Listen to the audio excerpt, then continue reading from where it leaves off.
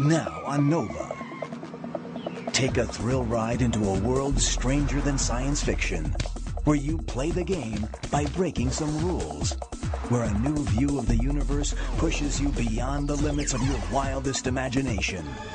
This is the world of string theory, a way of describing every force and all matter, from an atom to Earth to the end of the galaxies, from the birth of time to its final tick, in a single theory, a theory of everything.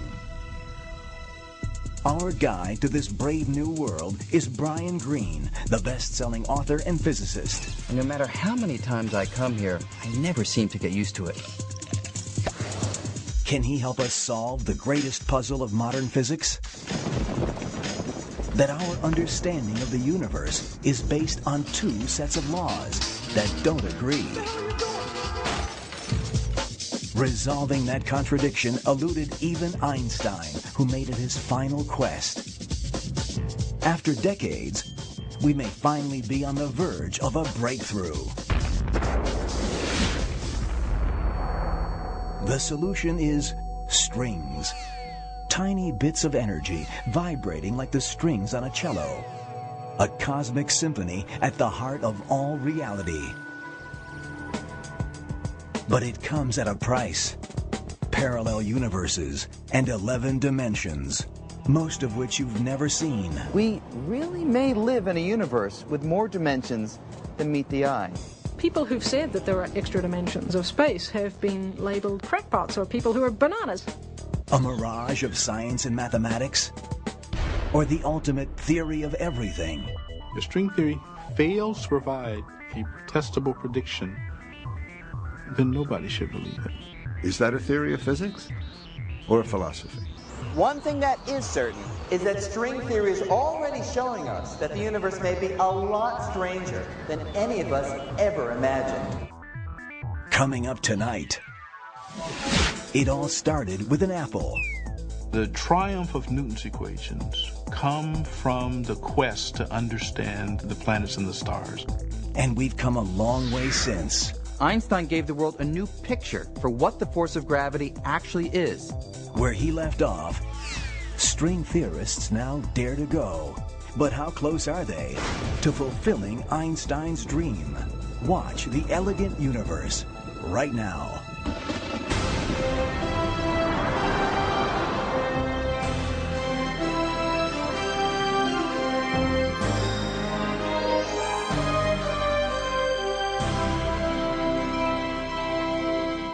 Major funding for NOVA is provided by the Park Foundation.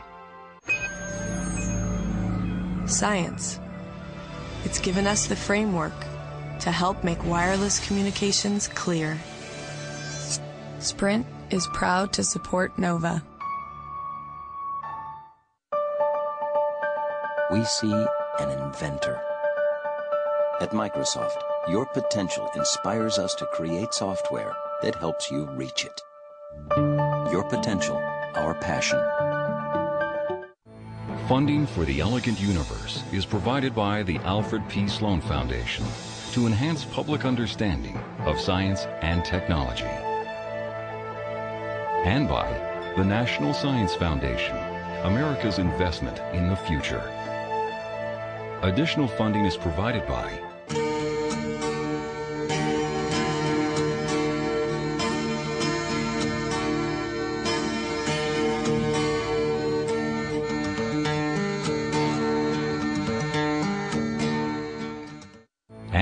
the George D. Smith Fund and the U.S. Department of Energy, fostering science and security.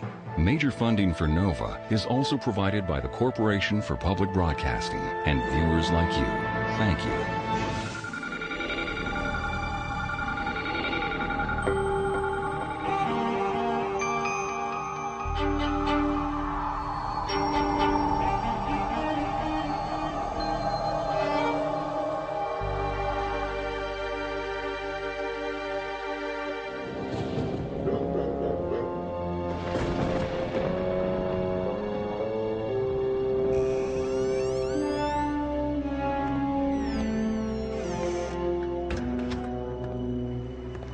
50 years ago, this house was the scene of one of the greatest mysteries of modern science.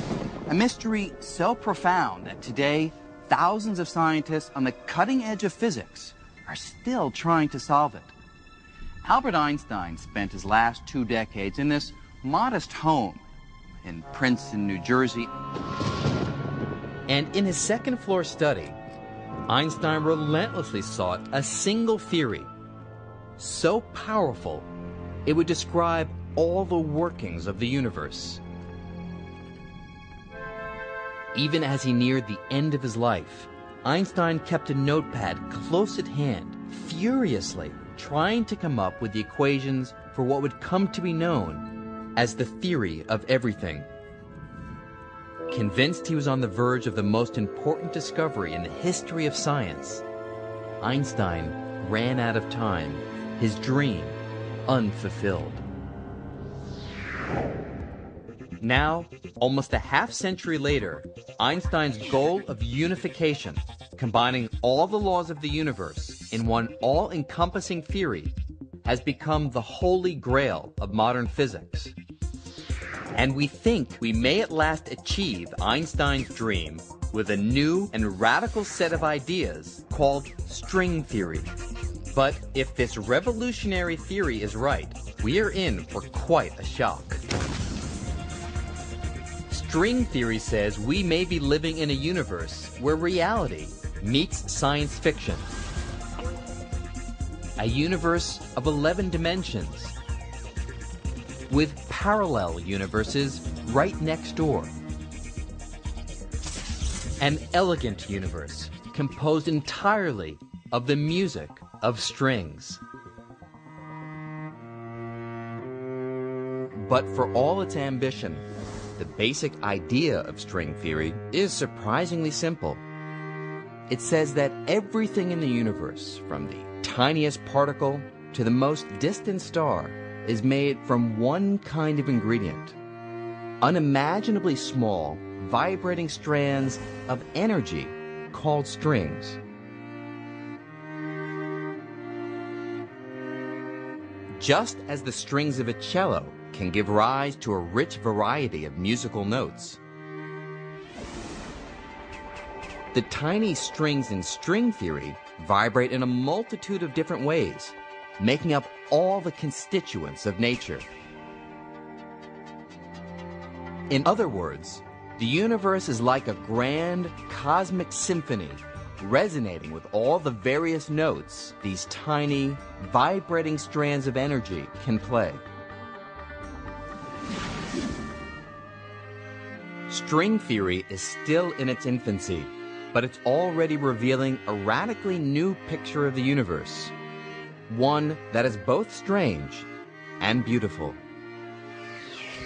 But what makes us think we can understand all the complexity of the universe, let alone reduce it to a single theory of everything? We have r mu nu minus a half g mu nu r, you remember how this goes, equals 8 pi g t mu nu. It comes from varying the Einstein-Hilbert action, we get the field equations, and this term, you remember what this is called? No, that's the scalar curvature. This is the Ricci tensor. Have you been studying this at all? No matter how hard you try, you can't teach physics to a dog. Their brains just aren't wired to grasp it. But what about us? How do we know that we're wired to comprehend the deepest laws of the universe? Well, physicists today are confident that we are. And we're picking up where Einstein left off in his quest for unification. Unification would be the formulation of a law that describes perhaps everything in the known universe from one single idea, one master equation. And we think that there might be this master equation because throughout the course of the last 200 years or so, our understanding of the universe has given us a variety of explanations that are all pointing towards one spot. They seem to all be converging on one nugget of an idea that we're still trying to find. Unification is where it's at. Unification is what we're trying to accomplish. The whole aim of fundamental physics is to see more and more of the world's phenomena in terms of fewer and simpler principles. We feel as physicists that if we can explain a wide number of phenomena in a very simple manner, that's somehow progress. There is almost an emotional aspect to the way in which the great theories in physics sort of encompass a wide variety of apparently different physical phenomena. So this idea that we should be aiming to unify our understanding is inherent, essentially, to the whole way in which this kind of science progresses. And long before Einstein, the quest for unification began with the most famous accident in the history of science. As the story goes, one day in 1665, a young man was sitting under a tree when all of a sudden he saw an apple fall from above. And with the fall of that apple, Isaac Newton revolutionized our picture of the universe. In an audacious proposal for his time, Newton proclaimed that the force pulling apples to the ground and the force keeping the moon in orbit around the Earth were actually one and the same. In one fell swoop, Newton unified the heavens and the Earth in a single theory he called gravity. The unification of the celestial with the terrestrial, that the same laws that govern the planets in their motions govern the tides and the falling of fruit here on Earth. It was a fantastic unification of our picture of nature. Gravity was the first force to be understood scientifically, though 3 more would eventually follow. And although Newton discovered his law of gravity more than 300 years ago, his equations describing this force make such accurate predictions that we still make use of them today. In fact, scientists needed nothing more than Newton's equations to plot the course of a rocket that landed men on the moon. Yet, there was a problem. While his laws described the strength of gravity with great accuracy, Newton was harboring an embarrassing secret. He had no idea how gravity actually works.